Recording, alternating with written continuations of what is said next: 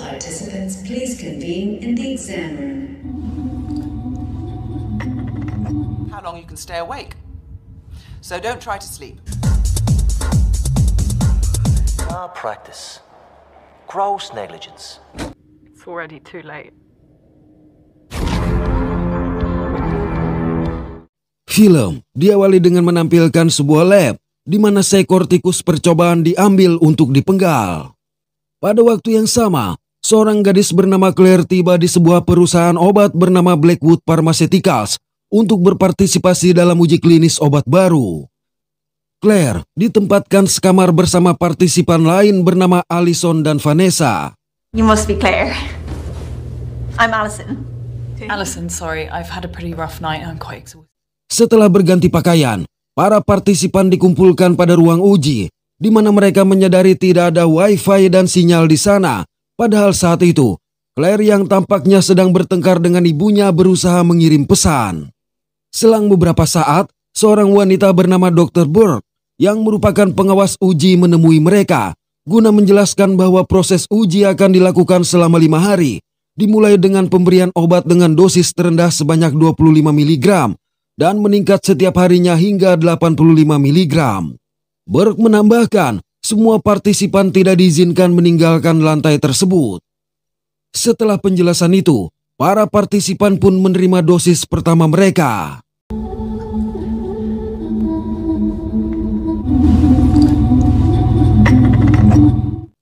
Sepanjang hari, perawat terus memantau kesehatan mereka, melakukan prosedur dan mengajukan pertanyaan yang sama berulang kali. Saat Claire beristirahat, Allison mencoba mengakrabkan diri dengannya, tetapi Claire yang merasa lelah memberikan tanggapan tidak ramah sebelum tiba-tiba merasa mual dan segera pergi ke toilet. Claire, what? What is the foot of my cat? What does it mean? It's Chinese for please be quiet. Begitu keluar dari toilet, Claire bertemu dengan partisipan bernama Amir yang merupakan seorang mahasiswa kedokteran dan telah melamar untuk magang di perusahaan tersebut selama musim panas mendatang. You're a med student too? Oh? No. Internship with Blackwood. Still waiting to hit, but they approached me. Malam hari, Claire mengalami kesulitan tidur lantaran otaknya terus bereaksi terhadap sesuatu. Karena itu, Claire memutuskan berjalan di koridor hanya untuk mendapati partisipan lain yang juga tidak bisa tidur. I couldn't sleep. Yeah, we know. Hal ini membuat mereka khawatir dan mulai membuat berbagai asumsi terhadap uji yang sedang dilakukan pada diri mereka. Partisipan bernama Markus berasumsi obat yang mereka konsumsi melebihi amfetamin atau yang kita kenal sebagai narkoboy, sehingga ia mengaku merasakan sesuatu yang tidak bisa dijelaskan. Keesokan hari, proses uji kembali dilakukan terhadap semua partisipan. Saat beristirahat, Allison memberitahu Claire tentang bagaimana dia merasa aneh setelah tidak tidur selama 30 jam. 30 hours now since I last slept. Sementara itu di ruangannya, Burke menghubungi atasannya untuk memberitahu kalau dosis yang mereka uji akan langsung masuk ke sistem saraf pusat partisipan dan menyebabkan peradangan otak serius. Karena itu ia bertanya, apakah dosis yang mereka berikan benar-benar sebanyak 25 mg. Sebagai tanggapan, sang atasan mengingatkan bahwa ini adalah pengujian subjek secara acak, jadi Burke tidak diizinkan untuk menerima informasi lebih lanjut. Bahkan, walaupun Burke berusaha menjelaskan kalau hasil scan otak partisipan sudah menunjukkan peradangan di hari pertama uji, sang bos tetap tidak peduli dan justru meminta Burke untuk mengulangi lagi prosedur tersebut kepada partisipan. The central nervous system and it's causing serious brain inflammation. All that growth occurred during one scan. Hari berikutnya, Burke memberitahu para partisipan bahwa parameter pengujian telah berubah, di mana perusahaan ingin mengetahui seberapa lama mereka bisa terjaga. Jadi mereka dilarang untuk mencoba tidur, dan jika mulai merasa lelah, mereka harus memberitahu Burke atau perawat. So the parameters of the trial have and if you do start to feel tired, please inform myself or Lantas setelah meminum dosis barunya, Claire dimasukkan ke dalam mesin MRI. Namun, klaustrofobia yang dideritanya membuat Claire sangat ketakutan. Hal ini bahkan membuat Claire teringat akan kenangan buruk tentang ibunya yang mengurungnya dalam sebuah ruangan gelap. Hanya saja, uji tetap dilanjutkan meskipun Claire memohon untuk dikeluarkan dari mesin tersebut. Pada uji selanjutnya mereka menyadari dosis obat yang diberikan sudah melebihi 85 mg seperti yang disepakati, sehingga mereka menolak untuk meminumnya. Thought it was meant to be 85 milligrams, Max. Yeah, I'm not taking these. Tetapi, Burke mempersilahkan mereka pergi kapanpun mereka mau, atau terus mengikuti uji hingga akhir dengan bonus sebesar 30.000 euro per orang. Mendengarnya, seketika itu pula sebagian besar partisipan melupakan kekhawatiran mereka, kecuali Claire dan Amir yang tampak curiga terhadap kemungkinan yang akan terjadi atas uang sebesar itu. Mereka kemudian mengadakan pesta untuk merayakannya, di mana Allison mengajak Claire untuk bergabung. Come on, join the party. Welcome to the party, pal. Namun di tengah semua itu Claire mulai menguap. Akibat rasa kantuk yang tak tertahankan, Claire memutuskan untuk memberitahu Burke ketika partisipan bernama Ray juga mulai menguap. Karena itu Burke menghentikan pesta dan mengobservasi mereka.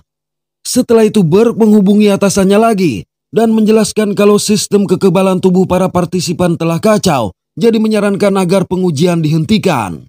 Alih-alih mengikuti saran Burke, sang atasan malah memerintahkan dia untuk meningkatkan dosis yang diberikan. Keep upping the dose. Let's see what happens. Sementara itu agar tetap saling terjaga, partisipan berkumpul dan berbagi rencana masing-masing terhadap uang yang akan diterima. Namun Claire yang mendengarnya sebagai hayalan justru semakin mengantuk dan mulai tertidur. Beruntung Allison segera membangunkannya dan membuat rencana untuk tinggal bersama Claire setelah ujian itu. What about you? Take your graduate together.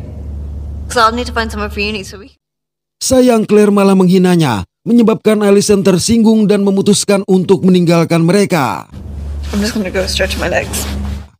Amir, yang dari tadi tidak terlihat bersama mereka, ternyata pergi ke ruangan Burke dan menguping percakapan Burke dengan atasannya. Di situ Amir mendengar Burke menolak bertanggung jawab atas apa yang akan terjadi terhadap para partisipan. Begitu Burke meninggalkan ruangannya, Amir menggunakan kesempatan itu untuk menyelinap masuk. Ia memeriksa hasil tes mereka di komputer hanya untuk mendapati peradangan otak yang telah terjadi pada mereka. Karena itu Amir segera menyalin semua file ke dalam flash disk. Di ruang rekreasi, Claire memperhatikan Allison duduk sendirian, jadi dia menghampirinya dengan niat meminta maaf. Namun, Allison yang tertidur ini mendadak mengeluarkan darah dari mata, telinga, dan hidungnya sebelum tiba-tiba mengalami kejang hebat dan berakhir. Saat itu, Burke yang juga menyaksikannya ikut terkejut ketika di waktu yang bersamaan lampu berubah merah dan terdengar pengumuman mengenai pelanggaran keamanan sehingga protokol lockdown diberlakukan. Akibat hal ini mereka bergegas mencari jalan keluar. Naas, Burke tertancap besi pengunci pintu yang hendak ia lalui. Melihatnya mereka terpaksa menarik Burke agar tidak terjepit, tetapi tindakan ini menyebabkan Burke terluka sangat parah. Burke sempat meminta maaf sebelum menghembuskan nafas terakhirnya. Selang beberapa saat, waktu disetel ulang ke 24 jam sebelum lockdown berakhir. Amir yang baru saja keluar dari ruangan Burke memberitahu dia telah melihat hasil tes mereka, di mana selama 4 hari terakhir otak mereka dibuat kelebihan muatan, sehingga sekarang otak mereka akan berhenti berfungsi. Jadi satu-satunya cara untuk tetap hidup adalah dengan tidak tidur, sampai mereka bisa keluar dari tempat itu dan mendapat bantuan, karena bila mereka tertidur, maka mereka akan mati. If your brain is still active, what you're feeling now is your brain trying to shut itself. We just need to stay awake until we can get out of here. Mengetahui pintu yang tidak mungkin dapat dibuka hingga waktu yang ditetapkan berakhir, Ray yang telah menemukan sebuah kapak terpaksa mengurungkan niatnya untuk mencoba membuka pintu. Pada sebuah ruangan mereka menemukan satu toples garam berbau, yang mana setiap orang akan mendapat 5 bungkus. Menurut Amir, garam itu dapat membuat mereka terjaga sepanjang malam, jadi menyarankan untuk menggunakannya hanya dalam kondisi darurat. It'll last us all night. Only use one if it's an emergency, okay? Di sana, Ray juga menemukan amfetamin, tetapi dengan cepat Amir melarangnya dan memperingatkan mereka agar tidak mengkonsumsi stimulan seperti amfetamin atau kopi, karena hal itu sama dengan menyiram bensin ke api. Menurut Amir, mereka bisa selamat setelah mengkonsumsi imunosupresan dengan kondisi terburuk adalah mengalami koma. But taking uppers or anything like that, you're just throwing petrol suppressants, keep us monitored, and maybe worst case scenario. Beberapa jam berikutnya, seorang partisipan bernama Paul membuat rekaman tentang bagaimana mereka melakukan segala cara agar tidak tertidur karena sudah lebih dari 100 jam mereka terjaga. Amir selanjutnya mencoba memeriksa kondisi Claire sembari berasumsi bahwa peradangan otaknya seharusnya mulai mereda karena mereka sudah tidak meminum obat itu. Namun pemindaian yang justru menunjukkan hasil lebih parah langsung membuat Amir terdiam. Hanya saja Amir memutuskan untuk merahasiakannya agar tidak memperkeruh suasana. Saat berjalan menyusuri koridor, Claire mendadak merasa pusing dan mulai berhalusinasi mendengar suara ibunya. Karena itu Claire membuat rekaman tentang situasi dan kondisi yang sedang dia alami kepada ibunya. Tetapi kemudian Claire memutuskan untuk menghapus rekaman tersebut. And if you're watching this, it's because I'm dead. 20 years to ruin your liver, I only needed 4 days. Sorry, won't fix this. It's already too late. Waktu kini menunjukkan 16 jam yang tersisa, di mana setiap partisipan mulai kesulitan untuk tetap terjaga. Bahkan demi menghilangkan rasa kantuk, Ray harus menampar pipinya. Dikarenakan semua garamnya telah ia gunakan, Ray mencoba meminta kepada yang lain untuk berbagi garam mereka, sehingga memicu pertengkaran lantaran tak seorang pun mau membantunya. Pada waktu yang sama, Amir terus mencoba mempelajari uji yang dilakukan pada mereka, ketika tiba-tiba Burke bangkit dari kematiannya. Namun begitu Amir menoleh, ternyata Burke masih terbaring di tempatnya, menyiratkan kalau Amir juga mulai berhalusinasi. Sementara itu, Claire yang duduk seorang diri sambil menatap wallpaper dan terus mendengar suara ibunya, secara perlahan diliputi oleh kegelapan yang mengambil alih pandangannya ke sebuah ruangan tempat ia dikurung ibunya semasa kecil. Tetapi sebelum Claire benar-benar kehilangan kesadaran, Marcus datang membangunkannya. Melihat Marcus yang tampak baik-baik saja, Claire menjadi penasaran. Karena itu Marcus menunjukkan bekas luka yang ia dapatkan saat melakukan pendakian, di mana seharusnya ia tidak bisa berjalan. Namun keadaan memaksanya untuk berjalan, jadi menurutnya Claire akan takjub dengan apa yang bisa dilakukan seseorang saat terdesak. You'll be amazed what you can do when you have to. Claire selanjutnya pergi ke ruang kerja Burke untuk melihat hasil pemindaian otak yang tidak ia mengerti. Di situ Claire juga menemukan file berisi biodata dirinya yang mengungkapkan kalau ia tidak memiliki pemasukan tetap, putus asa, terisolasi secara sosial, memiliki perilaku penghancuran diri, dan prospek terbatas, sehingga menjadikannya sebagai kandidat paling kuat untuk pengujian beresiko tinggi. Hal ini sontak menyadarkan Claire bahwa mereka bukanlah subjek acak, melainkan sengaja dipilih karena tidak memiliki masa depan. 1 jam kemudian, Claire menemukan Vanessa sedang berada di dapur. Vanessa mengaku sengaja meletakkan tangannya di atas api agar tetap terjaga karena ia belum siap untuk menyerah. Trying to work up the courage to put my hand down on it. I'm still not ready for it to be over. Di toilet, Marcus bersiul dan mendengar seseorang membalas siulannya.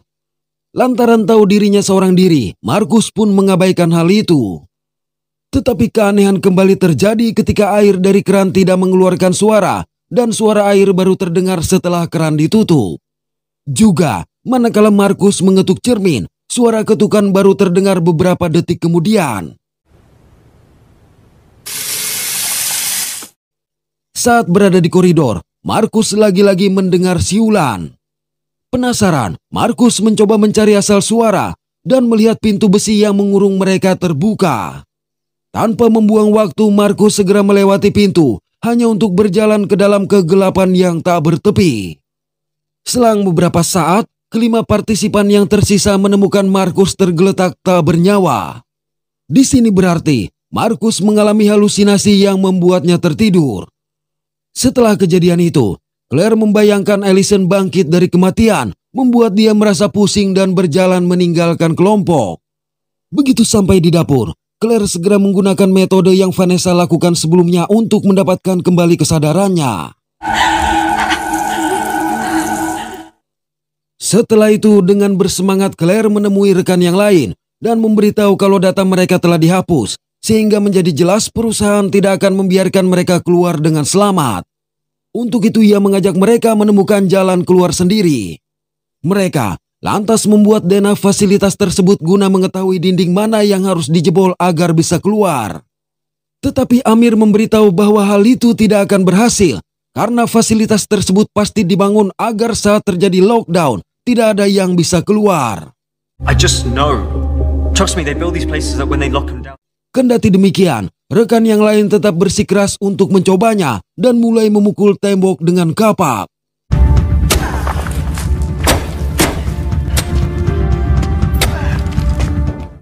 Secara bergantian, mereka akhirnya berhasil membuat lubang di dinding. Sayang, mereka menyadari perkataan Amir benar karena ternyata dinding itu dilapisi oleh besi tebal. No. The bomb shelter job is the same as the door. There's no getting through. Akibat hal ini, Claire pergi mencari Amir untuk mendapatkan ide lainnya. Sekepergian Claire, Ray menyimpulkan kalau Amir adalah bagian dari perusahaan karena tidak mungkin seorang mahasiswa kedokteran mau bergabung bersama tikus lab seperti mereka. But somehow Amir knows everything before it's about to happen. Naughty med student deal with all the lab rats. Was fucking rejects. He's not your typical lab rat. No, it never made sense he was ever. Di ruangan berbeda, Claire menemui Amir yang langsung menyerahkan sebuah surat sambil berhalusinasi tentang Burke yang kembali bangkit. Rupanya, surat itu berisi pengakuan Amir mengenai bagaimana ia memicu lockdown ketika hendak membuat salinan hasil pemindaian MRI mereka dari komputer Burke. Rasa bersalah ini kini mendorong Amir untuk tidur, tetapi dengan cepat Claire mencegahnya dan berusaha membujuk Amir untuk membuat obat menggunakan segala bahan yang ada di lab tersebut. Ucapan Claire ternyata berhasil memberikan ide kepada Amir, yaitu membuat racun yang dapat menyebabkan kematian otak. Tetapi dengan efek samping yang mereka alami sekarang, hal ini seharusnya bisa mencegah kematian mereka. Yes, it sounds like a winner. Setelah itu, Amir mulai meraciknya dengan mengabaikan wajah Burke yang terus muncul di penglihatannya. Sementara itu, Claire yang hendak memberitahu rekan lain bertemu dengan Paul yang memintanya untuk tidak mempercayai Amir. Paul mengungkapkan dia telah menggeledah barang-barang Amir dan menemukan botol amfetamin yang telah kosong, padahal sebelumnya Amir melarang mereka untuk mengkonsumsinya. Bersamaan dengan itu listrik menjadi padam, sehingga Paul mengajak Claire mencari kotak sekring dengan mengandalkan cahaya senter ponsel. Saat itu Claire kembali berhalusinasi mendengar suara ibunya, hingga tiba-tiba penampakan Allison yang sangat menyeramkan sontak membuat Claire begitu ketakutan. Beruntung ia segera menemukan saklar listrik dan menyalakan lampu ketika menemukan Paul yang tertidur di lantai. Alhasil dengan cepat Claire membangunkan Paul sebelum kehilangan nyawanya. Berikutnya kelompok itu menemui Amir dan mengkonfrontasinya perihal botol amfetamin yang telah kosong. Amir mengaku membuang isinya sebagai tindakan pencegahan karena khawatir mereka akan mengkonsumsinya ketika secara mengejutkan Ray menghajarnya. Amir lalu diikat dan dituduh mematikan sekring listrik untuk menghabisi mereka semua, serta dituduh bekerja untuk perusahaan. Saat Ray mengancam Amir dengan pisau untuk memaksanya mengaku, Claire mengatakan bahwa Amir mengetahui obat untuk mereka, namun Ray tidak percaya dan berpikir Amir berencana membunuh mereka. Mendengar itu, Claire menawarkan diri untuk menjadi orang pertama yang mengujinya. It's not a cure, it's more of a stopgap. Bullshit! No, it's just another lie. We'll make it, I'll test it. Walaupun menyetujui saran Claire, mereka tetap menolak melepaskan Amir. Jadi Amir harus memberi mereka petunjuk tentang cara meracik obat yang dimaksud.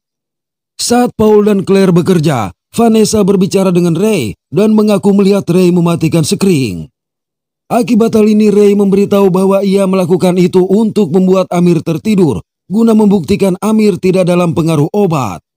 Sebagai tanggapan, Vanessa mengeluarkan botol berisi sedatif yang dapat membuat Amir tertidur.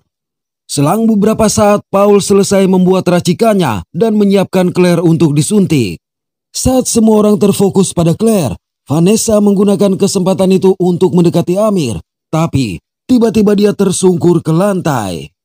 Dalam penglihatannya, Vanessa menyaksikan yang lain berusaha membantunya, namun asap dan kegelapan segera mengelilinginya, di mana bersama dengan itu sesosok iblis pencabut nyawa muncul, membuat Vanessa berteriak ketika tubuh aslinya mulai mengalami kejang. Paul bergegas mengambil obat yang baru dibuatnya, tetapi guncangan Vanessa menyebabkan jarum tersebut terlempar dan pecah, sebelum akhirnya Vanessa berakhir dengan sangat menyakitkan. Parahnya lagi, gelas piala tempat obat disimpan juga pecah ke lantai. Di tengah semua itu, Amir mulai tertawa, mendorong Claire untuk mengancamnya dengan pisau. Hanya saja Amir mempersilahkan Claire melakukannya, karena menurutnya mereka semua juga akan mati di tempat itu. Frustrasi, Claire memutuskan keluar dengan alasan untuk memeriksa berapa banyak waktu yang tersisa. Namun, pandangan yang buram membuat Claire malah melihat tulisan selamat malam di tempat jam berada. Claire kemudian kembali menatap wallpaper dan lagi-lagi berhalusinasi mendengar suara ibunya ketika kegelapan menguasai pikirannya. Menyadari waktunya sudah dekat, Claire pun menulis pesan untuk ibunya, tetapi saat itu ia menemukan bungkus garam terakhirnya. Malang, kondisi yang sangat lemah menyebabkan Claire terlebih dahulu tumbang. Ketika Claire berupaya meraih bungkus garamnya, tubuhnya tiba-tiba melayang dengan diiringi alunan musik lembut. Meski begitu, Claire berjuang melawan halusinasinya dan berenang di udara untuk mencapai garam tersebut, hingga akhirnya berhasil meraih garam itu dan segera menggunakannya. Selang beberapa saat, Claire tidak sengaja menyentuh wallpaper dan menyadari ada lubang di dinding yang sengaja ditutupi menggunakan wallpaper tersebut. Karena itu, ia meminta bantuan Paul untuk menjebolnya. Tak butuh waktu lama, mereka berhasil menjebol dinding tipis itu dan menemukan sebuah ruang otopsi tersembunyi di baliknya. Mereka mencoba keluar dari pintu dan menemukan sebuah lift yang mereka pikir menjadi satu-satunya jalan untuk keluar dari sana. Oleh sebab itu, Claire berniat memberitahu yang lain, tetapi Paul mencegahnya dan mengajak Claire pergi berdua saja. I'll go get the others. Wait. You and me.